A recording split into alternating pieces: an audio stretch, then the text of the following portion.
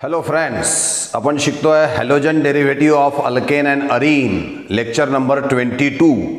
आज आपण बघणार आहे comparative study between SN2 and SN1.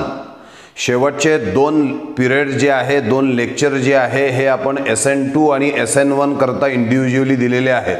आजचा जो लेसन आहे हा या दोघांचा कंपॅरेटिव्ह स्टडी हा आपल्याला लक्षामध्ये घ्यायचा आहे. बघा, या ठिकाणी काही पॉइंट्स मी तुमच्या समोर दिलेले आहेत. This is about SN2 and this is about SN1. SN2 bimolecular nucleophilic substitution reaction, second order reaction, आणि SN1 unimolecular nucleophilic substitution reaction, that is first order reaction. आता याच्याविषयी काही डिफरन्सेस आपण दिलेले आहेत. तसे तर भरपूर डिफरन्स आपल्याला बघायचे आहेत. बघा, सगळ्यात पहिला SN2 second order, rate of reaction depends upon concentration of two reactant. डोक्यावरती 2 आहे ना, मग rate of reaction depends upon concentration of two reactant. असं का बरं? आपण बघितलंय, हे SN2 आपण दिलं होतं, ही रेट डिटर्मिनिंग स्टेप आहे. या रेट डिटर्मिनिंग स्टेपमध्ये मिथिल ब्रोमाइड पण भाग घेतो आणि OH मायनस न्यूक्लिओफाईल पण भाग घेतो. रेट डिटर्मिनिंग स्टेपमध्ये दोघंही जण भाग घेतात. याचा अर्थ rate of reaction depends upon concentration of methyl bromide as well as concentration of OH minus.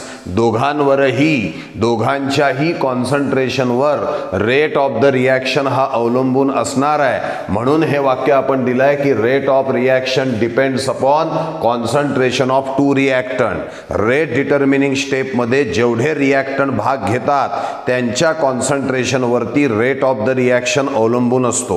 या ठिकाणी दोन रिॲक्टंटनी रेट डिटर्मिनिंग स्टेपमध्ये भाग घेतलाय, म्हणजे दोघांच्याही कॉन्सन्ट्रेशनवरती रेट ऑफ रिॲक्शन हा अवलंबून असणार आहे. त्याच्या बाजूला आपण SN1 विषयी दिलाय. SN1 मध्ये rate of reaction depends upon concentration of only one reactant. असं का बरं म्हटलं? बघा, या ठिकाणी हा टर्शरी ब्युटिल ब्रोमाइड आपण घेतलाय. या टर्शरी ब्युटिल ब्रोमाइडमध्ये हा जो टर्शरी ब्युटिल कार्बन ॲटम जो आहे, या कार्बन ॲटमला बल्की ब्रोमीन, बल्की मिथिल ग्रुपनी वेढलेलं आहे आणि त्यामुळे OH मायनस न्यूक्लिओफाईल या कार्बनवरती अटॅक करू शकत नाही. आणि त्यामुळे आपल्याजवळ एकमेव पर्याय राहतो, तो म्हणजे पहिले CBr बॉन्ड ब्रेक होणे आणि मग COH बॉन्डचं फॉर्मेशन होणे. याचा अर्थ पहिल्या स्टेपमध्ये आपल्याला फक्त ब्रेकिंग ऑफ बॉन्ड झाल्याचं दिसेल. कोणता बॉन्ड ब्रेक होईल? CBr. म्हणजे या स्टेपमध्ये OH मायनस न्यूक्लिओफाईल भागच घेणार नाही, त्याचं काही एक काम या ठिकाणी नाही आहे. आणि त्यामुळे रेट डिटर्मिनिंग स्टेपमध्ये, या स्लो स्टेपमध्ये फक्त टर्शरी ब्युटिल ब्रोमाइडच भाग घेतो. त्याचं ॲक्वियस सोल्युशनमध्ये हेट्रोलॅटिक फिशन होतं आणि आपल्याला टर्शरी ब्युटिल कार्बोनियम आयन मिळत असतो. As in rate determining step only tertiary butyl bromide take part in the reaction. The rate of reaction depends upon concentration of only tertiary butyl bromide. एकाच्याच कॉन्सन्ट्रेशनवरती rate of reaction हा SN1 मध्ये अवलंबून असणार आहे.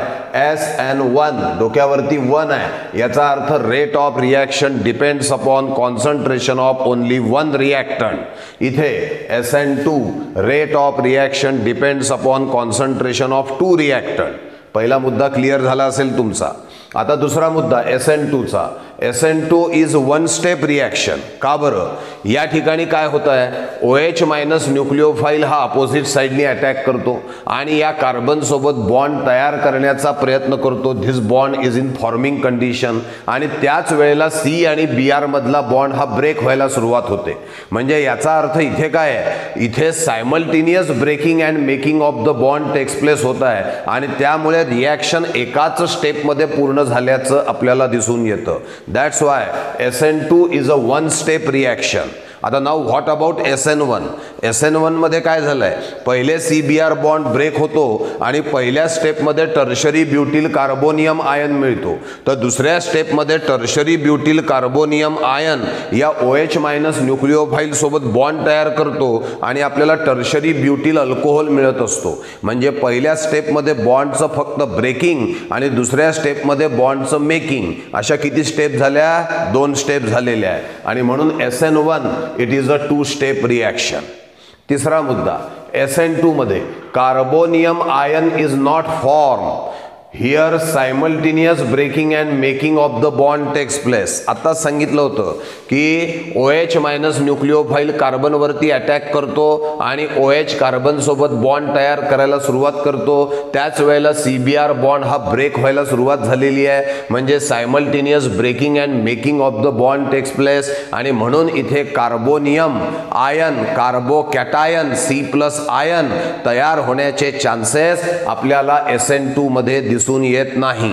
पण SN1 मध्ये मात्र कार्बोनियम आयन तयार होतो. का बरं? कारण SN1 मध्ये पहिले breaking of the bond takes place, CBr bond पहिले ब्रेक होणार आणि कार्बोनियम आयन तयार होणार आणि दुसऱ्या स्टेपमध्ये carbonium ion OH minus nucleophile सोबत कंबाईन होऊन प्रॉडक्ट मिळणार.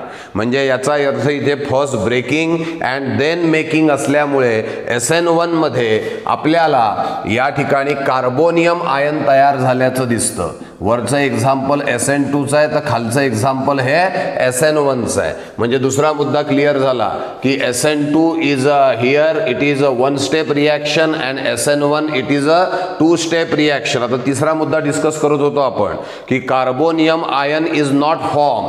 SN2 मध्ये कार्बोनियम आयन तयार होत नाही कारण simultaneous breaking and making of the bond झालेला आहे. इथे मात्र carbonium ion carbo cation C+ ion हा तयार झाल्याचं दिसतं. का? कारण यामध्ये first breaking and then making text place. इथे SN2 मध्ये OH minus nucleophile attack from the opposite side to that of the leaving group. हा Br निघून जाणार आहे म्हणून याला लिव्हिंग ग्रुप म्हणतो. तर या लिव्हिंग ग्रुपच्या अपोजिट साइडनी हा इनकमिंग न्यूक्लिओफाईल अटॅक करतो आहे. तर यामध्ये मात्र incoming nucleophile can attack from either side. तो ज्या बाजूनी Br होता तिकडनं पण अटॅक करू शकतो आणि त्याच्या विरुद्ध बाजूनी पण अटॅक करू शकतो. असं का बरं झालं? तर या टर्शरी ब्युटिल कार्बोनियम आयन विषयी मागच्या पिरियडमध्ये आपण एक महत्त्वाचा मुद्दा बघितला होता की हा जो कार्बन आहे हा आहे sp2 हायब्रिडाइज. याची जॉमेट्री आहे प्लेनर ट्रायगोनल, अँगल आहे 120 डिग्री. बरोबर आहे. आणि त्यामुळे काय होतं, प्लेनर ट्रायगोनल जॉमेट्री असल्यामुळे या कार्बनवरती OH minus nucleophile can attack from the either side. दोन्हीही साइडनी तो अटॅक करू शकणार आहे. चौथा मुद्दा काय दिला होता SN2च्या बाबतीत? Nucleophile attack on the carbon from back side to that of leaving group. From the back side to that of the leaving group. इकडे SN1 मध्ये nucleophile attack on the carbonium ion from either side. दोन्ही बाजूनी attack शक्य आहे कारण याची planar trigonal geometry आहे. हा sp2 हायब्रिडाइज्ड आहे. दुसरा मुद्दा, या ठिकाणी हा तुमचा न्यूक्लिओफाईल Br इकडे होता तर इकडे न्यूक्लिओफाईल OH या साइडला आलाय. म्हणजे या रिॲक्शन मध्ये काय झालं, 100% inversion of the configuration takes place, ज्याला आपण वाल्डन इन्व्हर्शन असं म्हणत असतो. यामध्ये हा न्यूक्लिओफाईल इथे आहे, न्यूक्लिओफाईल इथे आहे. या स्ट्रक्चरमध्ये न्यूक्लिओफाईल जसाच्या तसा आहे त्याच बाजूला आहे म्हणजे रिटेन्शन. इकडे विरुद्ध बाजूला आहे म्हणजे इन्व्हर्शन झाल्याचं दिसतं. SN2 मध्ये 100% inversion of the configuration takes place. तर SN1 मध्ये 50% retention and 50% inversion may cause racemization. अर्थात मी तेव्हा शिकवतानाही तुम्हाला सांगितलं होतं की जर का 100% इन्व्हर्शन प्रॅक्टिकली चेक करायचं असेल किंवा 50% रिटेन्शन 50% इन्व्हर्शन प्रॅक्टिकली चेक करायचं असेल तर तुम्हाला रिॲक्टन हे ऑप्टिकली ॲक्टिव्ह घ्यावे लागतील. हा रिॲक्टन चालणार नाही. याच्याऐवजी आपण दुसरा घेतला होता, तो ऑप्टिकली ॲक्टिव्ह असणं आवश्यक आहे. 2-ब्रोमोब्युटेन आपण घेतला होता आणि 2-ब्रोमोब्युटेन घेऊन आपण या ठिकाणी 100% इन्व्हर्शन चेक केलेलं होतं. या ठिकाणी सुद्धा आपण ऑप्टिकली ॲक्टिव्ह असा रिॲक्टन जर का घेतला तरच 50% रिटेन्शन 50% इन्व्हर्शन हे तुम्हाला लक्षामध्ये येऊ शकतं. म्हणून पाचवा मुद्दा काय दिलाय, SN2 मध्ये 100% inversion of the configuration takes place for optically active reactant. हे इन्व्हर्शन तेव्हा सिद्ध होईल जर का रिॲक्टन ऑप्टिकली ॲक्टिव्ह असेल तर. इकडे सुद्धा SN1 मध्ये 50% inversion 50% retention, 50% retention 50% inversion may cause racemization. पण इथे सुद्धा अट तीच आहे की तुमचा जो रिॲक्टंट आहे हा ऑप्टिकली ॲक्टिव्ह घेणं आवश्यक आहे. 6व्या पॉईंटमध्ये आपण SN2चं एक्झाम्पल घेतलेलं आहे बघा. Alkaline hydrolysis of methyl bromide. बघा ही reaction, alkaline hydrolysis of methyl bromide is SN2 mechanism, आणि ही एक्झोथर्मिक रिॲक्शन आहे हे आपण बघितलेलं होतं. तर ही खालची जी आहे alkaline hydrolysis of tertiary butyl bromide is SN1 reaction. 6व्या मुद्द्यामध्ये आपण एक्झाम्पल दिलेत. याचं एक्झाम्पल काय आहे? Alkaline hydrolysis of methyl bromide, जो प्रायमरी अल्किल हॅलाइड आहे. यातनं एक गोष्ट क्लिअर होते की प्रायमरी अल्किल हॅलाइड असला की कोणतं मेकॅनिझम 100% SN2 मेकॅनिझम होणार. का बरं? कारण प्रायमरी अल्किल हॅलाइड म्हटला की हायड्रोजनची संख्या जास्त, म्हणजे लेस बल्की ग्रुपची संख्या जास्त, म्हणजे अपोजिट साइड अटॅक पॉसिबल. आणि अपोजिट साइड अटॅक म्हटला म्हणजे सायमल्टेनियस ब्रेकिंग अँड मेकिंग, म्हणजे वन स्टेप रिॲक्शन, म्हणजेच SN2 मेकॅनिझम होणार. त्यामुळे प्रायमरी अल्किल हॅलाइड दिसला की समजून घ्यायचं कोणतं मेकॅनिझम आहे? SN2 mechanism. काय तर्क आहे बघा. प्रायमरी अल्किल हॅलाइड म्हणजे कार्बनला लेस बल्की हायड्रोजनची संख्या जास्त, लेस बल्की हायड्रोजनची संख्या जास्त म्हणजे अपोजिट साइड अटॅक पॉसिबल, म्हणजे दोघंही रेट डिटर्मिनिंग स्टेपमध्ये भाग घेणार. कारण अपोजिट साइड अटॅकमुळे सायमल्टेनियस ब्रेकिंग अँड मेकिंग होणार. रेट डिटर्मिनिंग स्टेपमध्ये दोघांनीही भाग घेतला म्हणजे rate of the reaction depends upon concentration of both the reactant, म्हणजे रिॲक्शन कोणती आली? SN2 reaction. आणि म्हणून प्रायमरी अल्किल हॅलाइडचं अल्कलाइन हायड्रोलिसिस हे कोणाचं एक्झाम्पल आहे? SN2 रिॲक्शनचं एक्झाम्पल आहे.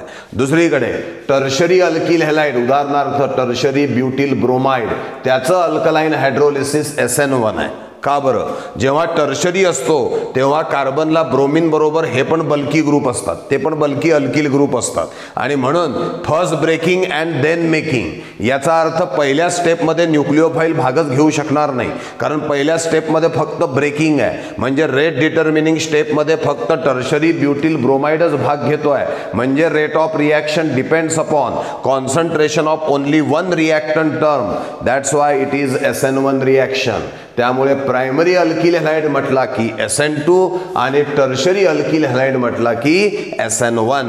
तुम्ही म्हणाल sir what about secondary alkyl halide? तर सेकंडरी अल्किल हॅलाइड मधले जे उरलेले ग्रुप आहेत ते कसे आहेत त्यावरती आणि कंडिशनवरती त्याचं मेकॅनिझम डिपेंड असेल. असं नाही म्हणता येणार की सेकंडरी अल्किल हॅलाइड हा SN2च देईल का SN1च देईल. तो दोन्ही पद्धतीचे देऊ शकतो.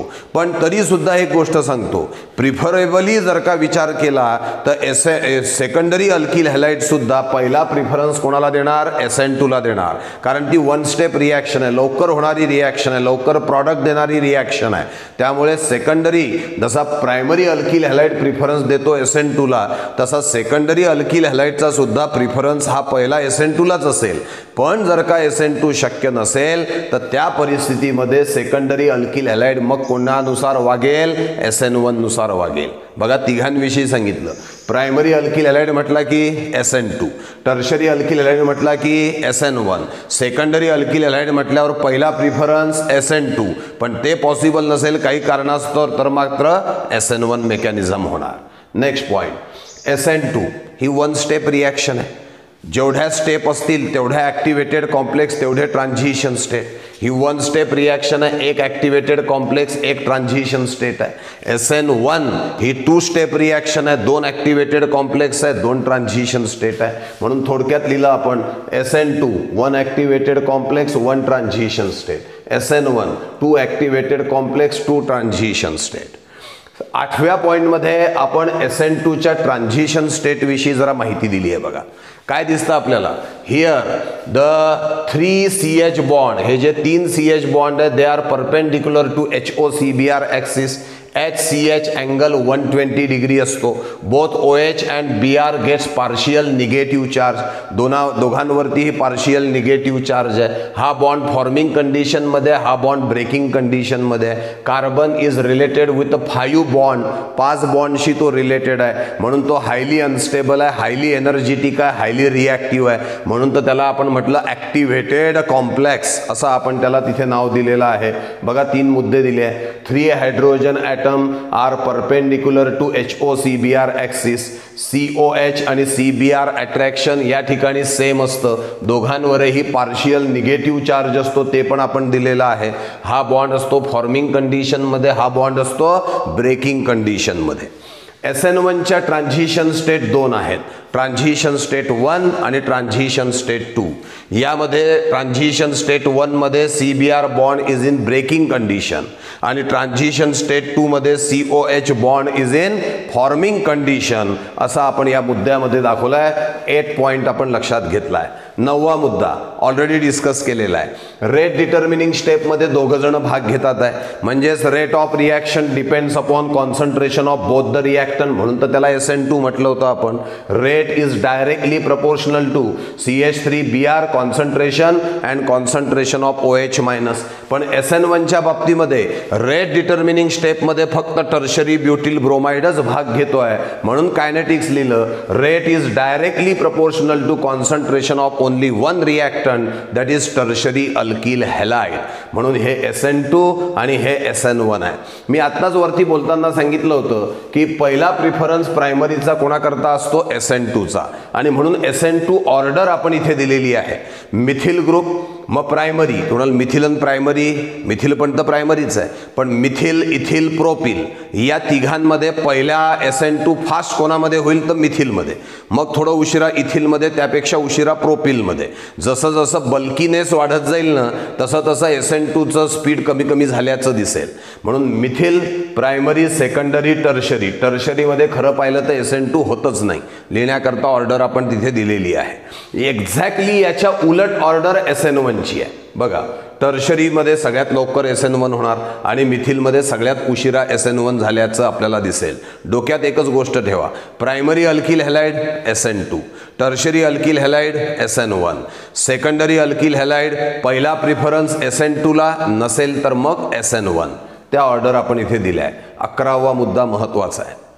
SN2 ही स्टिरिओस्पेसिफिक रिॲक्शन म्हणून ओळखल्या जाऊ शकते. याचा अर्थ काय, जर का रिॲक्टंट हा ऑप्टिकली ॲक्टिव्ह असेल आणि डेक्स्ट्रो रोटेटरी असेल तर वाल्डन इन्व्हर्शन होत असल्यामुळे प्रॉडक्ट जो आहे तो लेव्हिओ रोटेटरी होईल. सध्या हा ऑप्टिकली ॲक्टिव्ह नाही आहे. दुसरं एक्झाम्पल या ठिकाणी घेऊन सांगितलं जाऊ शकतं.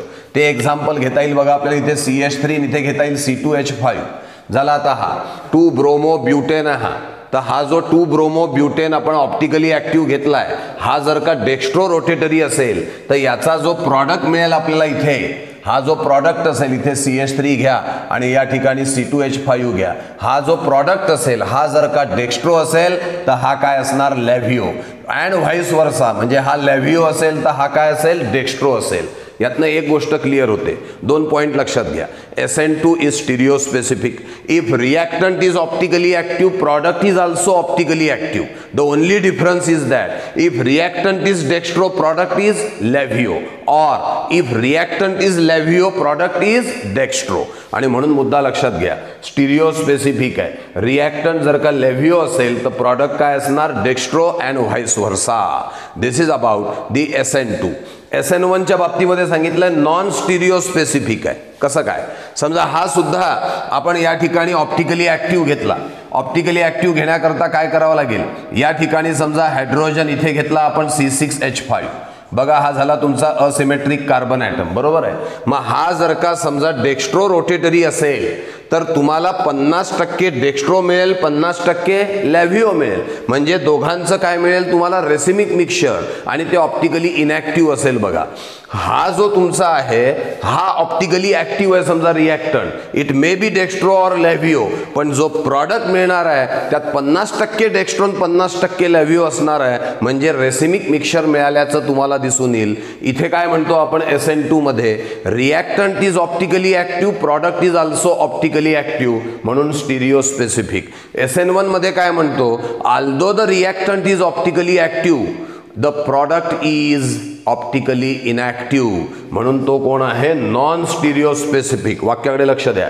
रिॲक्टंट हा डेक्स्ट्रो असो की लेव्हिओ असो, प्रॉडक्ट हा निश्चितपणे तुम्हाला काय मिळत असतो, रेसिमिक मिक्सचर. आता 12वा पॉइंट काय आहे बघा, जो alkyl halide stable carbonium ion देणार नाही किंवा देऊ शकणार नाही तो फेवर करतो SN2ला. आता ज्या अल्किल हॅलाइडची कार्बोनियम आयन तयार करण्याची टेंडन्सी नाही आहे, मग साहजिकच त्याला कार्बोनियम आयन जर का तयारच करायचं नाही आहे तर त्याला सायमल्टेनियस ब्रेकिंग आणि मेकिंग हाच पर्याय. आणि सायमल्टेनियस ब्रेकिंग आणि मेकिंग म्हटलं म्हणजे याचा अर्थ कोणतं मेकॅनिझम होईल? SN2 mechanism.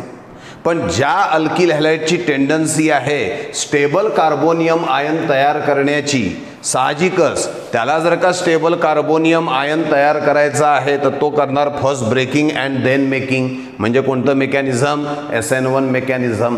म्हणजे ही एक गोष्ट लक्ष द्या, ज्या अल्किल हॅलाइडची कार्बोनियम आयन तयार करण्याची टेंडन्सी नाही तो SN2, आणि ज्याची कार्बोनियम आयन तयार करण्याची टेंडन्सी आहे तो SN1. त्यामुळे हे असं कसं काय? तर एक गोष्ट लक्ष द्या, समजा मी तुम्हाला प्रश्न विचारताना कुठला अल्किल हॅलाइड आहे सांगितलंच नाही, तो प्रायमरी आहे का सेकंडरी आहे का टर्शरी आहे हे न बोलता मी तुम्हाला फक्त एवढा प्रश्न विचारला की चला एक अल्किल हॅलाइड आहे आणि त्याची कार्बोनियम आयन तयार करण्याची टेंडन्सी आहे, तो स्टेबल कार्बोनियम आयन तयार करू शकतो, सांगा बरं कुठलं मेकॅनिझम तो फॉलो करण्याचे चान्सेस जास्त आहे? मग तुम्ही लगेच विचार कराल तो कार्बोनियम आयन तयार करतोय का, म्हणजे C+ आयन तयार करतोय ना, म्हणजे पहिले ब्रेकिंग आणि देन मेकिंग म्हणजे SN1. अल्किल हॅलाइड माहीत नसताना जर का मी तुम्हाला विचारलं तर तुमचं असं थिंकिंग असेल. समजा मी तुम्हाला म्हटलं अल्किल हॅलाइड आहे एक, कोणता ते नाही सांगितलं, आणि तो कार्बोनियम आयन तयार करण्याची त्याची इच्छा नाही, it does not form stable carbonium ion, सांगा बरं तो अल्किल हॅलाइड कोणत्या मेकॅनिझमला फेवर करेल? मग तुम्ही म्हणाल कार्बोनियम आयन तयार करत नाही, जर का तयार केला असता तर SN1 आहे, आणि तयार करत नाही म्हणजे SN2 मेकॅनिझम. हा मुद्दा केव्हा कामी येतो? जेव्हा अल्किल हॅलाइडविषयी तुम्हाला काहीच इन्फॉर्मेशन नाही आहे, तो प्रायमरी आहे का सेकंडरी आहे का टर्शरी आहे माहीत नाही. हां, तो जर का प्रायमरी असेल तर 100% SN2, टर्शरी असेल तर 100% SN1, त्यात शंकाच नाही. पण तो कुठला प्रकारचा अल्किल हॅलाइड आहे माहीत नसताना जर का तुम्हाला विचारलं की it form stable carbonium ion, go for SN1. Does not form stable carbonium ion, go for SN2. लक्षात आलं आहे? Point number 12. पॉईंट नंबर 13, पुन्हा एकदा अल्किल हॅलाइडविषयी काहीच माहिती नाही, कुठला अल्किल हॅलाइड आहे माहीत नाही, फक्त तुम्हाला म्हटलं एक अल्किल हॅलाइड घेतला आहे आणि त्याचं अल्कलाइन हायड्रोलिसिस नॉन पोलार सॉल्व्हंटमध्ये आपण घेणार आहे.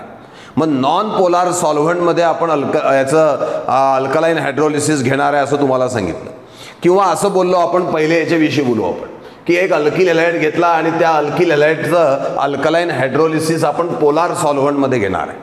मग आता पोलार सॉल्व्हंटमध्ये अल्कलाइन हायड्रोलिसिस घेणार, अल्किल हॅलाइडचा टाईप माहीत नाही, फक्त एवढं माहिती आहे त्या अल्किल हॅलाइडचं अल्कलाइन हायड्रोलिसिस पोलार सॉल्व्हंटमध्ये आपण घेणार आहे. मग लगेच थिंकिंग काय सुरू होईल आपलं? पोलार सॉल्व्हंट, पोलार सॉल्व्हंट म्हणजे हेट्रोलॅटिक फिशन, हेट्रोलॅटिक फिशन म्हणजे आयन तयार होणार, आयन तयार होणार म्हणजे कार्बोनियम आयन तयार होण्याचे चान्सेस, आणि कार्बोनियम आयन तयार होणार म्हटल्याबरोबर कोणतं मेकॅनिझम?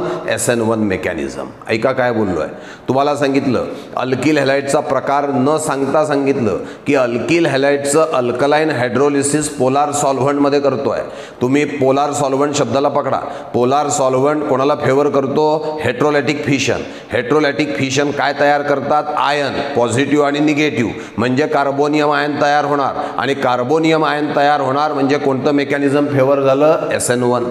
याचा अर्थ पोलार सॉल्व्हंट जर का असेल तर SN1, मग पोलार सॉल्व्हंट नसेल म्हणजे नॉन पोलार सॉल्व्हंट असेल तर सहज बोलून टाका कोणतं मेकॅनिझम असेल? SN2. Polar solvent SN1 mechanism, non polar solvent SN2 mechanism. आता तुमच्या मनात हा प्रश्न निर्माण होईल की सर समजा टर्शरी अल्किल हॅलाइड घेतला, कोणता? टर्शरी, आणि नॉन पोलार सॉल्व्हंट घेतलं, मग काय SN2 देईल का? नाही, टर्शरी अल्किल हॅलाइड आहे ना, मग तो SN2च देणार, सॉरी SN1च देणार. टर्शरी अल्किल हॅलाइड SN1च देणार.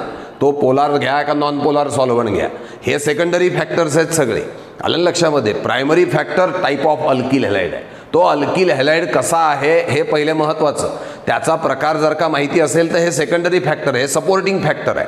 समजा आपण म्हटलं प्रायमरी अल्किल हॅलाइड आहे, नॉन पोलार सॉल्व्हंट आहे, प्रायमरी आहे म्हणजे SN2 आणि नॉन पोलार म्हणजे पण SN2 फास्ट होईल. जर का तुम्हाला सांगितलं टर्शरी अल्किल हॅलाइड आहे आणि पोलार सॉल्व्हंट आहे तर टर्शरी अल्किल हॅलाइड म्हणजे 100% SN1, पण त्याच्या सपोर्टिंगला पोलार सॉल्व्हंट टाकलं अजून वेगाने रिॲक्शन झाल्याचं दिसेल. म्हणजे सॉल्व्हंटचा प्रकार हा डिसाइडिंग फॅक्टर नाही आहे, it is a secondary factor. The main factor is a type of alkyl halide. हां, एक गोष्ट बोलता येईल, जर का सेकंडरी अल्किल हॅलाइड असेल तर त्यामध्ये solvent makes some difference in the mechanism. आणि म्हणून 12, 13, 14, 15 हे 4 मुद्द्यांमध्ये हे वाक्य लक्षात ठेवा की above point mainly affect the mechanism of alkaline hydrolysis of secondary alkyl halide. कारण सेकंडरी अल्किल हॅलाइड थोडा भिंतीवरचा आहे, तो SN2 पण देऊ शकतो, SN1 पण देऊ शकतो. अर्थात त्याचं मन SN2 कडे जरा जास्त झुकलेलं आहे, पण तो SN1 पण देऊ शकतो. मग अशा वेळेला हे जे सपोर्टिंग फॅक्टर्स आहे हे त्याचं त्या ठिकाणी बिहेवियर चेंज करू शकतात आणि मेकॅनिझमचा प्रकार बदलवू शकतात. तर these a factor mainly affect the mechanism of secondary alkyl halide. जर का प्रायमरी अल्किल हॅलाइड असेल डोळे मिटून SN2, टर्शरी अल्किल हॅलाइड असेल डोळे मिटून SN1. म्हणजे the type of the mechanism mainly depends upon the type of alkyl halide. Alkyl हॅलाइडच्या प्रकारावरती टाइप ऑफ मेकॅनिझम हे डिपेंड असणार. These are the supporting factors. एक उदाहरण देतो तुम्हाला. समजा एक मुलगा आहे, तो अभ्यासू आहे. मग अभ्यासू मुलगा आहे म्हणजे याचा अर्थ पेपर चांगलाच जाणार त्याला. दुसरं एक उदाहरण दिलं, अभ्यासू नाही आहे म्हणजे याचा अर्थ त्याला पेपर चांगला जाणारच नाही आहे. बरोबर आहे की नाही? तर हे मेन फॅक्टर काय आहे, तो अभ्यासू आहे किंवा नाही. आता तो अभ्यासू आहे आणि घरी त्याला स्पेशल रूम आहे अभ्यासासाठी, अभ्यास फॅन आहे, TV AC आहे, असं सगळ्या सुविधा त्याला आहे. अभ्यासू तो आहेच, मार्क चांगले पडणारच. त्याच्या सपोर्टिंगमध्ये स्पेशल खोली, फॅन, AC, बाकीच्या सुविधा म्हणजे अजून चांगले मार्क त्याला मिळतील.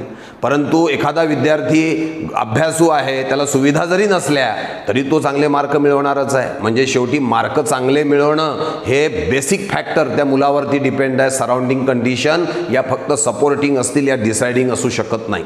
बरेचसे आपण विद्यार्थी बघतो की ज्यांची सराउंडिंग स्थिती फार चांगली आहे पण तो अभ्यासू नाही, मार्क नाही पडणार. बरेचसे असेही मुलं आपण बघतो की अभ्यासू आहेत पण सराउंडिंग स्थिती चांगली नाही तरी सुद्धा त्याला मार्क चांगले पडल्याचं आपल्याला दिसून येतं. म्हणजे सराउंडिंग कंडिशन काय आहे हा सेकंडरी फॅक्टर आहे. It also affect but it is secondary. Mainly result चांगला लागणार की नाही लागणार हे त्या विद्यार्थ्यावर डिपेंड आहे. तसंच कुठल्या प्रकारचं मेकॅनिझम या ठिकाणी होणार, SN2 की SN1 हे मेनली अल्किल हॅलाइडवर डिपेंड आहे. प्रायमरी असेल तर SN2, टर्शरी असेल तर SN1. हे अगदी फिक्स आहे, हे लक्षामध्ये असू द्या. तर दुसरा फॅक्टर आपण घेतला, पोलार सॉल्व्हंट म्हटला की SN1 आणि नॉन पोलार सॉल्व्हंट म्हटला की SN2 मेकॅनिझम असेल if alkyl halide is not mention. तिसरा प्रश्न तुम्हाला सांगतो परत. मी तुम्हाला असं म्हटलं अल्किल हॅलाइड कोणता आहे माहीत नाही, फक्त अल्फा कार्बन पाशी. आता alpha carbon, the carbon atom to which the functional group is attach is called as alpha carbon. जर का मी तुम्हाला असं म्हटलं की एक अल्किल हॅलाइड तुम्हाला दिलेला आहे, त्याच्या अल्फा कार्बन पाशी लेस बल्की ग्रुप आहे. लेस बल्की म्हणजे हायड्रोजन वगैरे अटॅच आहे. मग मला सांगा अल्फा कार्बनला लेस बल्की ग्रुप जर का असले तर कोणता अटॅक शक्य आहे, अपोजिट साइड अटॅक शक्य आहे. म्हणजे कोणतं मेकॅनिझम फेवरेबल राहिलं, SN2 मेकॅनिझम फेवरेबल होणार आहे. आणि जर का अल्फा कार्बनपाशी बल्की ग्रुप जर का असले, बल्की ग्रुप जर का असले समजा असे मोठमोठे, तर साहजिकच तो कोणाला फेवर करेल, SN1ला. त्यामुळे हा मुद्दा तर क्लिअर आहे की less bulky group at alpha carbon SN2 mechanism because the opposite side attack is possible. And if more bulky groups are present at alpha carbon then naturally which mechanism is favourable, SN1 mechanism is favourable. Alkyl halide कोणता आहे परत न सांगता मी तुम्हाला म्हटलं की त्या alkyl हॅलाइडची strong nucleophile किंवा हाय कॉन्सन्ट्रेशन ऑफ न्यूक्लिओफाईल सोबत रिॲक्शन घेतली. आता मला सांगा स्ट्रॉंग न्यूक्लिओफाईल घेतला, हाय कॉन्सन्ट्रेशन ऑफ न्यूक्लिओफाईल घेतला आहे, मग that nucleophile is eager to attack. तो अटॅक करण्यासाठी उत्साही आहे, तो लवकर अटॅक करण्याचा प्रयत्न करणार, तो ब्रेकिंग होण्याच्या आधीच अटॅक करण्याचा प्रयत्न करणार. म्हणजेच तो सायमल्टेनियस ब्रेकिंग आणि मेकिंग घडवून आणण्याचे चान्सेस जास्त आहे. आणि सायमल्टेनियस ब्रेकिंग आणि मेकिंग घडवून आणण्याचे चान्सेस जास्त म्हणजे कोणतं मेकॅनिझम फेवरेबल असेल तर SN2 मेकॅनिझम फेवरेबल असेल. म्हणजे if the nucleophile is strong nucleophile that favours the quick reaction, that favours the simultaneous breaking and making, that is SN2 mechanism. पण जर का आपण म्हटलं वीकर न्यूक्लिओफाईल आहे, लोअर कॉन्सन्ट्रेशन ऑफ न्यूक्लिओफाईल आहे, मग अशा वेळेला तो म्हणेल पहिले बॉन्ड ब्रेक होऊ द्या मग अटॅक करू आपण, म्हणजे first breaking and then making, म्हणजे तो कोणाला फेवर करून राहिला तर तो SN1 मेकॅनिझमला फेवर करतोय. हे जे 4 मुद्दे आहे यामध्ये अल्किल हॅलाइडचा टाईप माहीत नसताना तुम्हाला याच्यावरती MCQ प्रश्न विचारला जाऊ शकतो. उदाहरण देतो. Alkyl halide whose alkaline hydrolysis is carried out in a polar solvent, then the mechanism should be. Alkyl halide polar सॉल्व्हंटमध्ये घेतला, त्याचं मेकॅनिझम काय असू शकेल. मग तुम्ही अल्किल हॅलाइड माहीत नाही ना आपल्याला, मग पोलार सॉल्व्हंटवर कॉन्सन्ट्रेशन करा. Polar solvent, heterolytic fission, carbonium ion, SN1 mechanism. दुसरं, अल्किल हॅलाइड हा स्ट्रॉंग न्यूक्लिओफाईल सोबत अल्कलाइन हायड्रोलिसिस देतोय, सांगा याचं मेकॅनिझम कोणतं असेल. मग तुम्हाला लगेच अल्किल हॅलाइडचा प्रकार माहीत नाही, पण स्ट्रॉंग न्यूक्लिओफाईल आहे, म्हणजे सराउंडिंग कंडिशन काय सजेस्ट करते आहे की स्ट्रॉंग न्यूक्लिओफाईल लगेच अटॅक करेल, before breaking of the bond attack करेल, म्हणजे सायमल्टेनियस ब्रेकिंग आणि मेकिंग होईल. म्हणजे कोणतं मेकॅनिझम शक्य आहे तर SN2 मेकॅनिझम हे तिथे झाल्याचं आपल्याला दिसणार आहे. तर या 4 पॉईंटवरती MCQ क्वेश्चन हा तयार होतो, त्यामुळे यांना व्यवस्थित लक्षात घेणं हे आवश्यक आहे. आता दोघांच्या एनर्जी प्रोफाईल डायग्राम मी तुमच्यासमोर सायमल्टेनियसली मांडलेला आहे, SN2 आणि SN1. आता एनर्जी प्रोफाईल डायग्राम दोन्ही वेळेला डेफिनेशन एकच आहे. It is the graph which is plotted between potential energy and rate of reaction, that is called as energy profile diagram. तर ही SN2 ची एनर्जी प्रोफाईल डायग्राम आहे, ही SN1 ची energy profile diagram आहे. काय फरक दिसतो आपल्याला बघा. जी 1 स्टेप रिॲक्शन आहे त्यामध्ये एकच टेकडी आहे, जी 2 स्टेप रिॲक्शन आहे त्यात 2 टेकड्या आहे. टेकडी म्हणजे ॲक्टिवेटेड कॉम्प्लेक्स. इथे ॲक्टिवेटेड कॉम्प्लेक्स 1 आहे, इथे 1 आणि 2 दोन्ही पण आहे. 2 ॲक्टिवेटेड कॉम्प्लेक्स, 2 ट्रान्झिशन स्टेट. इथे एकच ॲक्टिवेटेड कॉम्प्लेक्स आणि एकच ट्रान्झिशन स्टेट आहे. बघा SN2 रिॲक्शन जी आहे ती कशी घडली बघा. Reactant is first of all converted into activated complex 1 and then it is converted into product. ही आहे ॲक्टिवेशन एनर्जी आणि हे हीट ऑफ रिॲक्शन. ॲक्टिवेशन एनर्जीची डेफिनेशन काय सांगितली होती आपण. It is the difference between potential energy of activated complex and that of the reactant. किंवा अजून एक डेफिनेशन आपण सांगितली होती, the energy which is required to bring the reactant to activated complex is called as activation energy. बरोबर आहे. आणि दुसरी कन्सेप्ट आहे heat of reaction. Delta H is equal to HP minus HR. What is HP? Potential energy of product. What is HR? Potential energy of reactant. Heat of reaction is the difference between potential energy of product and potential energy of reactant. किंवा in other word, it is the energy which is released or absorbed when reactant is converted into product. Reactant जेव्हा product मध्ये convert होत असतो अशा वेळेला जी energy release होते किंवा absorb होते त्याला आपण म्हणत असतो हीट ऑफ रिॲक्शन. या दोन्ही ठिकाणी heat of reaction delta H जो आहे हा निगेटिव्ह आहे, म्हणजे दोन्हीही ज्या आहेत त्या एक्झोथर्मिक रिॲक्शन आहे. ज्या आपल्याला अभ्यासाला दोन्ही रिॲक्शन आहे SN2 SN1 both R exothermic reaction. या दोघांमधला मेन डिफरन्स काय आहे. ॲक्टिवेटेड कॉम्प्लेक्स एक आहे, इथे 2 आहे. नंतर इथे ॲक्टिवेशन एनर्जी एक आहे, इथे ॲक्टिवेशन एनर्जी 2 आहे. दुसरी ॲक्टिवेशन एनर्जी कुठून आहे लक्षात घ्या, कारण दुसऱ्या स्टेपचा रिॲक्टंट कार्बोनियम आहे ना, मी त्या पिरियडमध्ये पण सांगितलं आहे. हा त्याचा रिॲक्टंट आहे, त्यामुळे this is the activation energy 2. This is about the simultaneous study of energy profile diagram of SN2 and SN1. या दोन्ही डायग्राम समोर काढायच्या आणि यात पूर्ण SN1 SN2चा विचार अभ्यास जर का आपण केला तर समराईज स्टडी जी आहे ही आपल्याला लक्षामध्ये येऊ शकते. आता काही एक्झाम्पल्स आपण इथे बघणार आहोत ज्यावरनं आपण SN2 ची ऑर्डर डिसाईड करणार आहे. SN2च्या बाबतीमध्ये एक गोष्ट मी तुम्हाला निश्चितपणे सांगितली आहे की ज्या कार्बनला हॅलोजन ॲटम अटॅच असतो त्या कार्बनला आपण अल्फा कार्बन असं म्हणतो.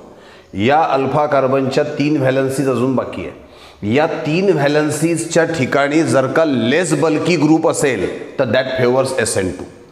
जेवढा बल्कीनेस या 3 ठिकाणी कमी असेल तेवढं SN2ला फेवर होणार. ही साधी गोष्ट तुम्ही लक्षात घ्या. या 4ही ऑर्डर तुमच्या डोक्यामध्ये सहजपणे येतील. If less bulky groups are present at alpha carbon atom, it means SN2 mechanism is favored. याच्या उलट काय सांगता येईल? If bulky groups are present at alpha carbon atom then it favours SN1 mechanism. This is the basic technique to detect whether SN2 mechanism takes place और SN1 text place. जर का लेस bulky असले SN2, मोर bulky असले SN1. बघा इथे CH3Br या कार्बनला 3 hydrogen attach आहे, म्हणजे ज्या कार्बनला ब्रोमीन अटॅच आहे त्याला 3 हायड्रोजन आहे. साहजिकच लेस बल्की ग्रुप आहे. सगळ्यात बेस्ट अल्किल हॅलाइड आहे कोणाकरता? SN2 करता. इथे काय झालं, या कार्बनला ज्याला ब्रोमीन अटॅच आहे त्याला 2 हायड्रोजन आणि 1 मिथिल ग्रुप आला आता, म्हणजे थोडा बल्कीनेस वाढला. SN2चा कॅरेक्टर याच्यापेक्षा कमी. इथे इथिल ग्रुप आला, SN2चं कॅरेक्टर अजून कमी. म्हणजे काय होत चाललंय, जसा जसा अल्किल ग्रुप मोठा मोठा होत चाललाय तसं तसं SN2चे चान्सेस कमी कमी होत चालले आहे. याच्या उलट असं म्हणायला हरकत नाही की SN1चे चान्सेस वाढले. अर्थात हे सगळे प्रायमरी अल्किल हॅलाइड आहे, त्यामुळे हे SN2 मेकॅनिझमच दाखवणार. दुसऱ्या एक्झाम्पलमध्ये methyl bromide is best for SN2. त्यानंतर प्रायमरी, सेकंडरी, टर्शरी तुम्हाला माहिती आहे SN2 देतच नाही, तो SN1 देतो. इथे बघा या ठिकाणी हा घेतला आपण प्रायमरी ब्युटिल ब्रोमाइड, हा आयसो ब्युटिल ब्रोमाइड, हा सेकंडरी आणि हा टर्शरी. तुम्हाला काय दिसतंय, अल्फा कार्बन पाशी गर्दी वाढत चालली आहे, कॉम्पॅक्ट स्ट्रक्चर होत चाललंय. कॉम्पॅक्ट स्ट्रक्चर व्हायला लागल्याबरोबर समजून घ्यायचं बल्कीनेस वाढलाय. बल्कीनेस वाढला म्हटल्याबरोबर कार्बन ब्लॉक होत चाललेला आहे, म्हणजे SN2चे चान्सेस कमी कमी होत जाणार आणि SN1चे चान्सेस सगळ्यात जास्त. याच्यामध्ये SN2चे चान्सेस सगळ्यात जास्त, इथे SN1चे चान्सेस सगळ्यात जास्त, कारण कार्बन हा अल्फा कार्बन आहे ज्याला ब्रोमीन अटॅच आहे, त्याला 3 मिथिल ग्रुप आहेत आणि त्यामुळे इथे लोएस्ट पॉसिबिलिटी आहे SN2ची, तर हायेस्ट पॉसिबिलिटी आहे SN1ची. शेवटचं एक्झाम्पल, या अल्फा कार्बनला 1 फिनिल ग्रुप आहे, अल्फा कार्बनला 1 फिनिल 1 मिथिल आहे, अल्फा कार्बनला 2 फिनिल आहे, अल्फा कार्बनला 3 फिनिल आहे. काय वाढवत नेतोय आपण? बल्कीनेस.